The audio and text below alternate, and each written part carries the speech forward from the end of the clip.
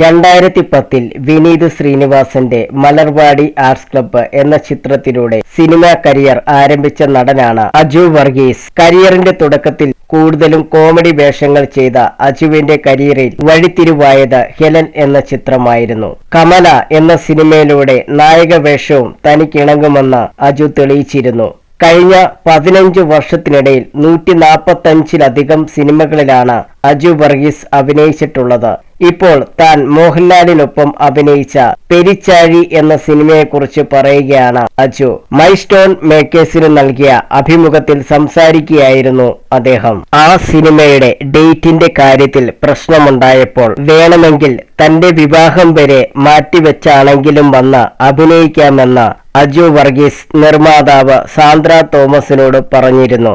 അത് USA-ൽ ഷൂട്ട് നടക്കുന്ന കാരണം കൊണ്ടൊന്നുമല്ല. മോഹൻലാൽ എന്ന നടനായിരുന്നു തന്നെ ആ സിനിമയിൽ എക്സൈറ്റ് ചെയ്യിച്ചതെന്നാണ് അജു പറയുന്നത്. പെരിച്ചാഴി സിനിമയുടെ സമയത്ത് ഡേറ്റിന്റെ കാര്യത്തിൽ പ്രശ്നമുണ്ടായിരുന്നു. അപ്പോഴാണ് ഞാൻ സാന്ദ്രയോട് അങ്ങനെ പറഞ്ഞത്. അത് എനിക്ക് പറയാവുന്ന കാര്യം തന്നെയായിരുന്നു. ഒരിക്കലും അഗസ്റ്റീന അത് നോ പറയില്ലെന്ന് എനിക്കുറപ്പുണ്ടായിരുന്നു. അഗസ്റ്റീനയുടെ മാതാപിതാക്കളോ എന്റെ മാതാപിതാക്കളോ അതിനെ എതിർക്കില്ല. കാരണം എനിക്ക് അത്രയും നല്ല ഒരു അവസരമാണ് കിട്ടാൻ പോകുന്നത്.